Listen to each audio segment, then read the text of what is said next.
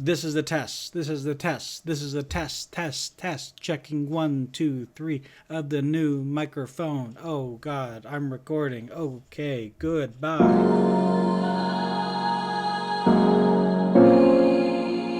Hey folks, Tony Hannity's here with Lazy Tech TV, and this is the Roccat Torch. It is what they call a studio grade USB microphone. So we've tested a few microphones here. We actually just tested another product from Roccat, and that was more of a conferencing room style microphone, albeit not really designed for a conference room. I don't know. It's weird. I think it's weirdly named. But this is very clearly a gaming microphone. I mean, just by the box of it, it says it's 24-bit audio, 0 latency, dual condenser capsules, and a bunch of RGB lights and stuff like that. So we're gonna go ahead and unbox this. I just need my handy dandy knife, and we're gonna try a little bit of a different setup here. I've got my B camera here. Hello B camera. So we're just gonna do this simultaneously. I've tested a few other things from Roccat, including a keyboard, their ELO Airs. Those were really good. I do want to say though, Roccat did send this to me, but they're not paying for this. This is not a sponsored post, but thank you again, Roccat. A few other things on here. This is, it has AMO, which is their intelligent light engine. So similar to like Razer Chroma and whatever some of the other companies do as well too. Boom arm compatible, mixer style controls, and those are dials right on the base.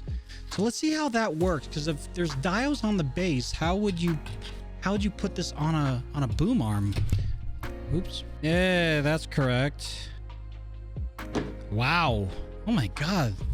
This thing's huge. This is a giant microphone. This is very large.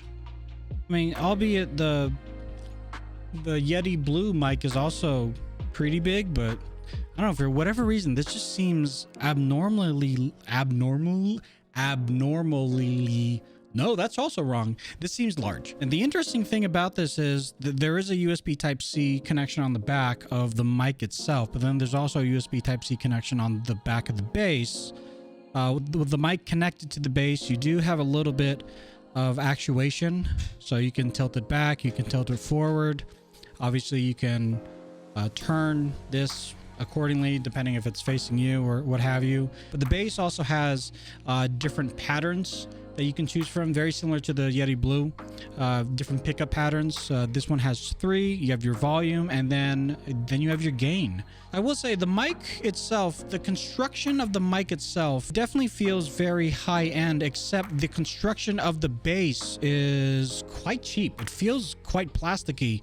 Just kind of sliding the slider and the gain knobs kind of feel like something you would find out of something that is of a no-name brand or a lesser brand. So it's a little surprising to see that this particular product does have some, I would say, low-end parts. Okay, so we've got 2 USB cables. One's USB-C to USB-A, and then the other one's USB-C to USB-C, and then there's another one that's USB-C to USB-C. Unfortunately, we have to pull out the quick start guide. Obviously, definitely include a quick start guide, but for something like this, gamers want plug and play.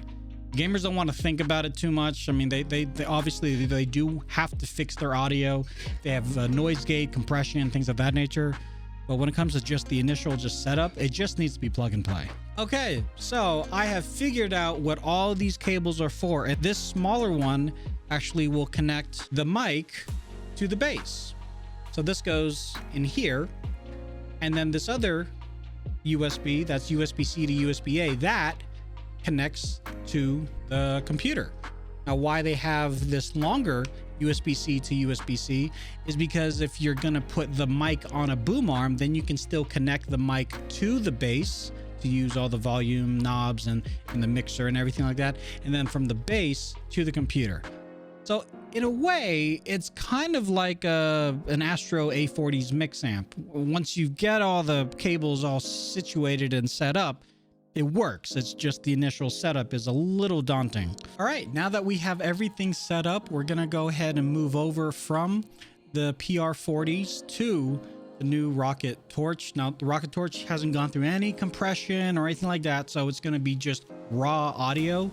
We're going to go ahead and turn off the space heater just to make sure that we're just getting raw audio, but any other background noise that you hear, that's just going to get picked up unless you add some sort of VST to it through OBS or through something like sound, like voice meter or something like that.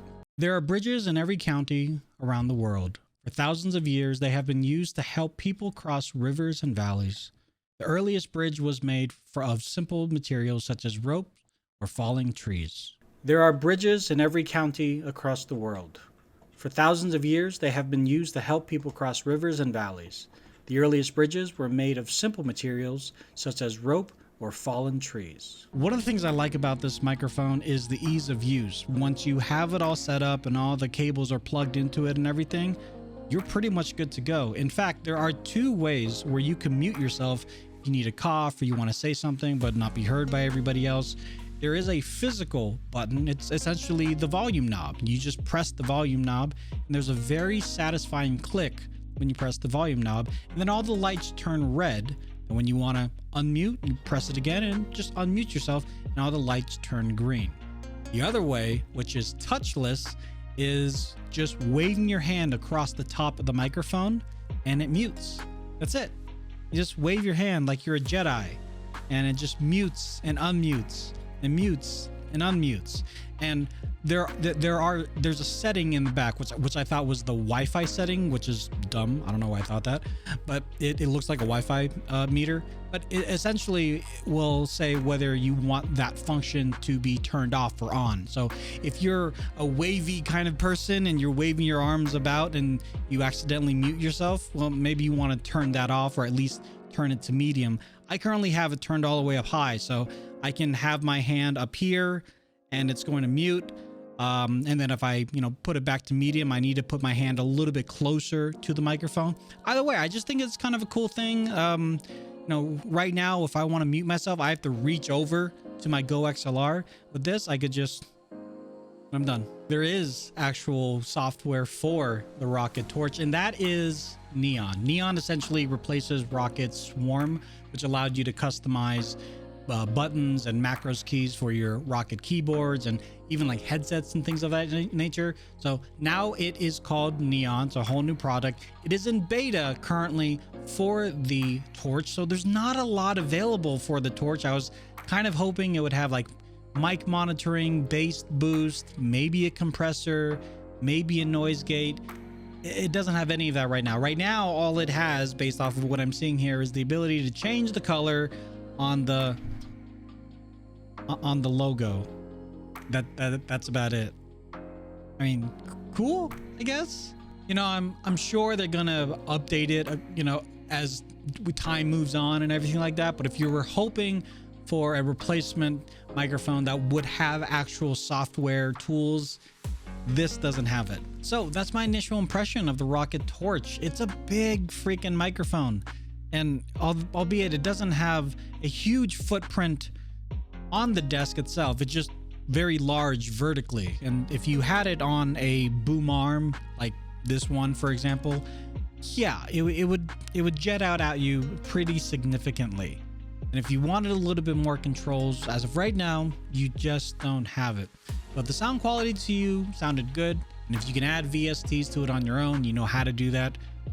Cool. And would I recommend this to an up and coming streamer or anybody that wants to get into like audio recording on their computer? It's a hard maybe. And the reason for that is, yes, there's no software control for the microphone currently, but hopefully they're working on it. Plus you have physical controls right in front of you. And because you can actually detach the microphone from the base, you're not pigeonholed to always use the base with the microphone connected at all times. And they included that extra long cable, so that's really good of them. Plus, I really like the added bonus of the touchless, contactless mute. I think that function is really, really cool. I do see some issues, especially if the sensor is facing downward, and just the fact of you being there or your hand being underneath as you're, trying to play your game, it could sense that as, hey, he wants to mute. So you're gonna have to play with that on your own.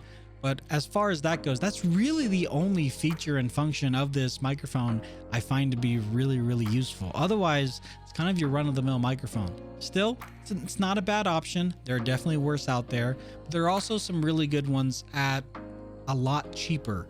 So if you want something that is going to physically wow people and make people go, what the heck is that? This is it. This is it.